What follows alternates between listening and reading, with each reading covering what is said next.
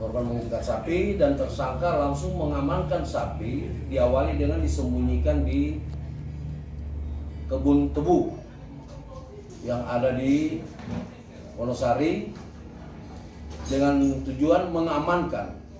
Adapun pada saat mengamankan, yang diamankan 1 ekor sapi.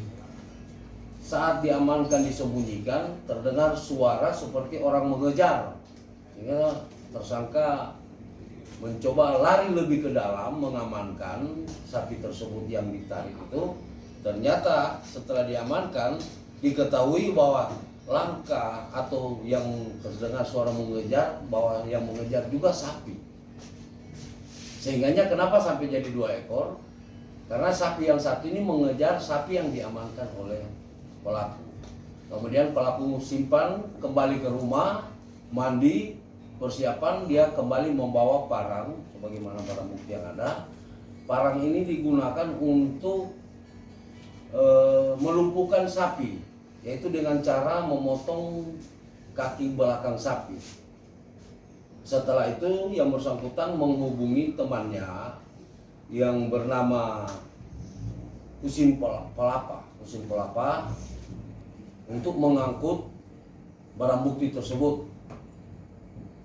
Dan terjadi komunikasi di antara mereka berdua. Setelah itu barang bukti dijual di Desa Potanga, Kecamatan Boliohuto, Kabupaten Gorontalo. Adapun modus operandi dari kasus ini yaitu pertama, pelaku dendam terhadap korban pemilik sapi, yang mana korban pernah meminjam uang kepada pelaku sebanyak 3 juta, namun sampai saat itu belum pernah dibayarkan. Kemudian modus yang kedua yaitu kebutuhan ekonomi. Di dalam kasus ini sudah dilakukan pemeriksaan sebanyak 7 orang saksi dan kerugian yang dialami korban kurang lebih 20 juta. Dan pasal yang dipersangkakan kepada tersangka yaitu pasal 363 ayat 1 ke 1 KUHP, subsidiar pasal 362 KUHP. Demikian untuk yang perlu kami sampaikan. Pak Karyo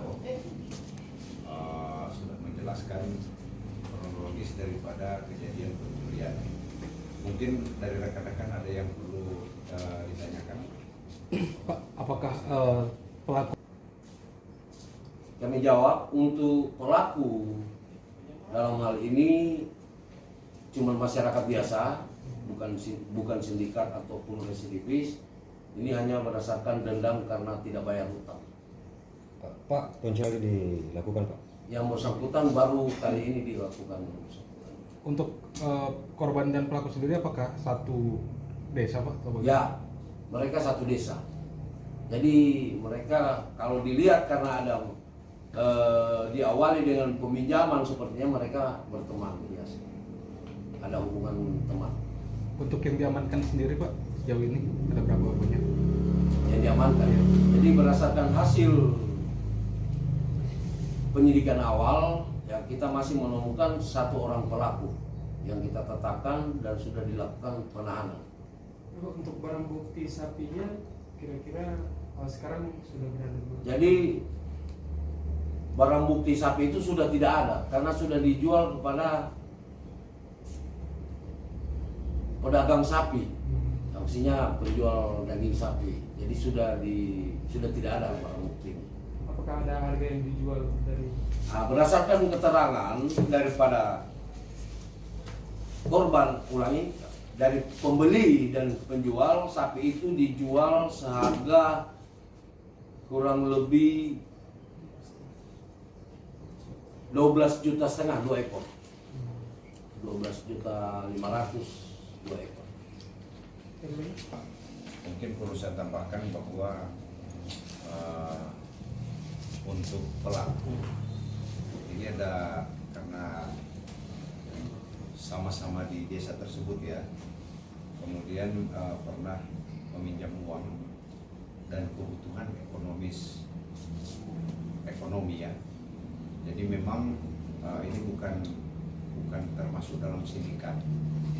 yang biasa kita pernah dengar kasus-kasus pencurian sapi, biasanya ada kelompok-kelompok yang ada hubungan antar daerah maupun antar kota, ya.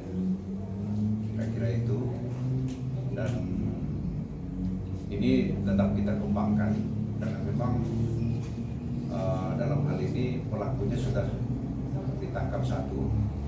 Bisa saja dari pengembangan kasus bahwa sapi itu telah dijual, ya, dijual ke penada sapi.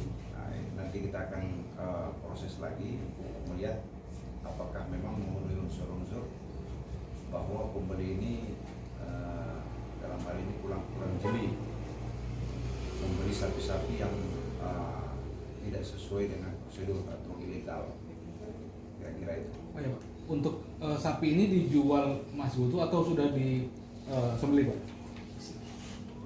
Jadi perlu kami jelaskan, sapi itu dijual masih dalam keadaan utuh. Hanya kakinya yang sudah dilumpuhkan, sehingga pada saat pengangkutan sapi itu tidak berdiri untuk menghilangkan jejak saat mereka mengangkut sapi. Jadi sapi itu dilumpuhkan di kaki, sehingga sapi itu dalam posisi tidur ataupun duduk di mobil.